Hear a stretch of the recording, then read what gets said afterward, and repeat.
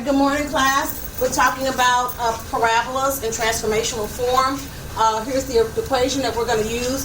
We're going to find the vertex, the focus, directrix, axis of symmetry, max and min value.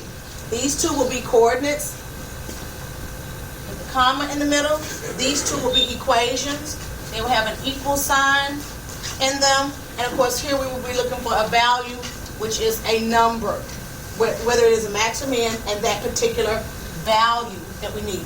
Okay, so we know that looking at this transformational form, we're going to use the equation, x minus h quantity squared equals 4p y minus k. This is the way you're accustomed to looking at it in class. So we can take the original problem and just flip it around. And if we did that, we would have what? X plus 5 quantity squared equals what? 4p y minus 3. So it's okay to flip them around like that, and I want you to see this so there won't be any confusion that these are one and the same. Okay? We can completely lift the vertex from the original problem. What is our vertex? It is h comma k. Negative 5 and positive 3. We go over here and we're going to begin to graph that.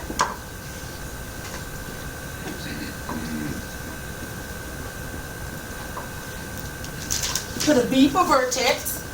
Now we want to find the focus. Which way does this graph open? Up. Okay, someone already said up. How do you know it opens up? Will you get your P? Let me take this P off here. Take that P. This is the original problem. I'm sorry, I put that there. We did not need that. This is the problem here. Okay, from here. All right, now, how do we know it's going to open up? Positive. What's positive? 4. This information here, this is positive. But this is positive, but how do we know it's going to open up? It could open right. Because the x is squared. Because the x is squared. So the concept says, here's the concept. Because the x is squared, it has no choice but to open what? Up or down. Up or down.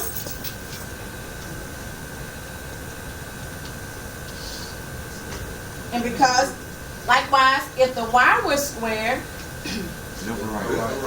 we would have no choice but to do what? Left or right. Left or right.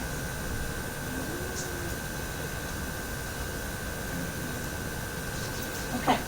So, because x is squared, we know it's going to open up or down. We know it's going to open up. This is positive. And so now we need to be able to find our focus. How would we do that? You have to find the p-value. Because what is the p-value? 1. Okay. What does the p-value mean? The distance from the vertex to the focus. That distance. It's that distance. P-value. That p-value is the distance. So we want to find p. So we do what, class? 4p equals p. I'm sorry. 4p equals 4. Divide both sides by 4. P equals 1. P equals 1. So we will go up 1 unit from the vertex. And if we go up 1 unit, we are here.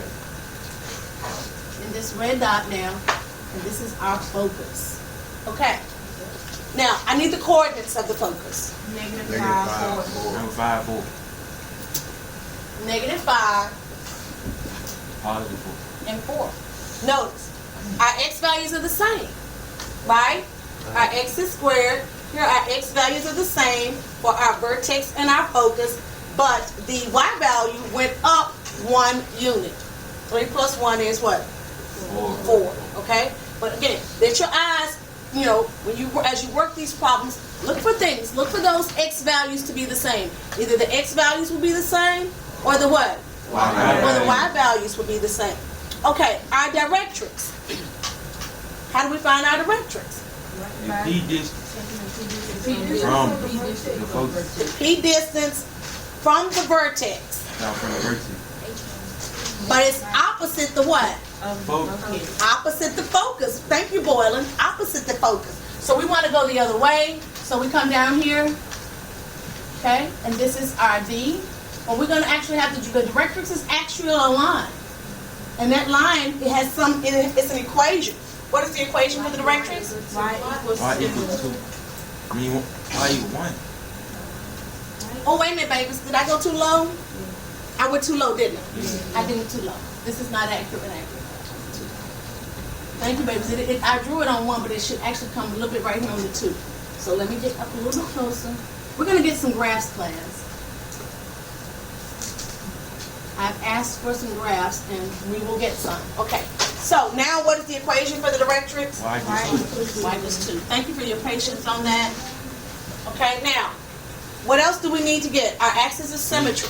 X equals -5. Okay, so our axis of symmetry will be the line that goes through the focus and through the vertex, and it's perpendicular to the directrix.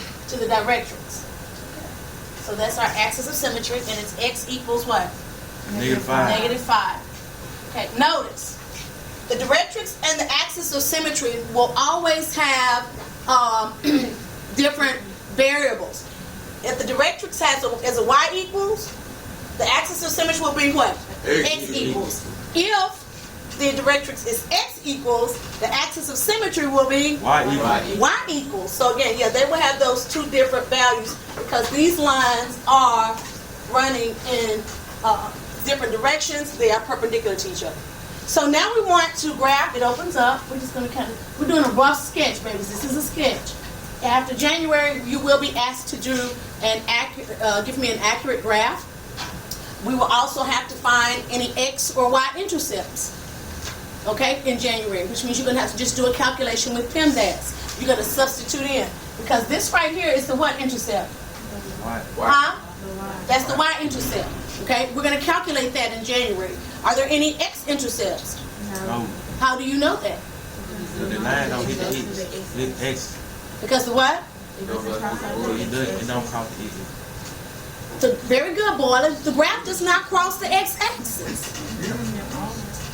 So there are no x-intercepts for this one, okay? But we will have a y-intercept, and we'll calculate those. And what you're going to learn is if the graph is open up, if this graph were down here, would it have some x-intercepts? Yes. If the vertex were down here, would I have x-intercepts? Yes. How many would I have? 1. 2. 2. You're graph 2 times. Yeah. Gonna have 2, that's right. If the graph were curved open, if the graph opened over here to the right, I have 1. 1. I would have how many? 1. 1 x-intercept. How many y-intercepts would I have? None. None. If the graph came over here and opened to the right, how many x-intercepts would I have? 1. How many y-intercepts 2. would I have? 2. Boy, we're gonna be able to do this. Everybody say booyah. Yeah. Okay, let's talk about our max and min value. What do we have, a max or min for this graph? Min. A minimum, because we can put water in there. It's like a valley, okay, or a river bed or something. We can actually put something in it. So this is a minimum value. The minimum value is at the vertex. What is the minimum value? Negative 5. Negative 5? It's 2. It's 2. It's 2. It's the same as the direction. 3. 3. Awesome. 3. Okay. What I'm saying to you is, everybody went to the -5. Here's the thing. This parabola is going to touch all x values to negative infinity and all x values to positive infinity. This graph will touch all x values. Now, it's not going to have an x-intercept. It's not going to have an x-intercept, but it will touch all x values. Okay? That's why we have to talk about the domain and range. Okay? So, but again, our minimum value would be, what is it? 3. 3. Y is what? Positive 3. Okay? That would be our minimum value. Let's talk about domain and range real quick, even though that wasn't a part of it. Let's just go ahead and do that extension. Domain. I just told you. What is the domain? The x value. What class? All possible. Okay, all x. So everybody say x. Such that. X is contained in all reals. Negative infinity is less than x. and x is less than positive infinity. This is a positive infinity. Soft bracket, Soft bracket. negative infinity, Negative infinity. comma, Comma. positive infinity. Positive infinity. And that's the domain. What is the range? Y. What is the range in set builder notation? Y. It's a bracket. You know, the hard bracket. No, well, we're going to do the curly brace. Why such that? Y says that. Y contain. Y contain. Look at the y. Look at now. We need to understand this graph. The domain of the x values. This graph will touch all x values, all real numbers, but it has some limitations on the y. So what is the range? What is the definition of range? All positive Y values. All possible y values. What are the possible y values that this graph will have?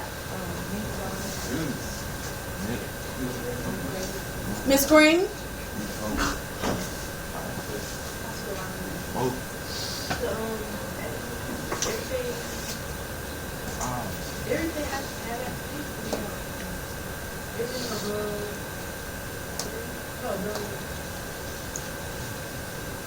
Everything above it. How would we say this? All numbers are good. All numbers greater than 3. All numbers greater than 3. Not just greater than 3. Greater Greater than equal to. Greater than or equal to. Okay. What's another way to write it with our brackets here? Our brackets and Hard bracket. huh? Our bracket what? 3, comma. Positive infinity. What else? South bracket. Soft bracket. Very good. All right, class. This is it. I want you to practice on many problems using this information, and the more you work it, the better you are at it, and understanding that the p-value is the distance between the vertex and the focus, and between the vertex and the directrix. That's p. That helps you. Again, you need p to find that focus. Okay. Also, you need to understand the concept about x squared, up, down,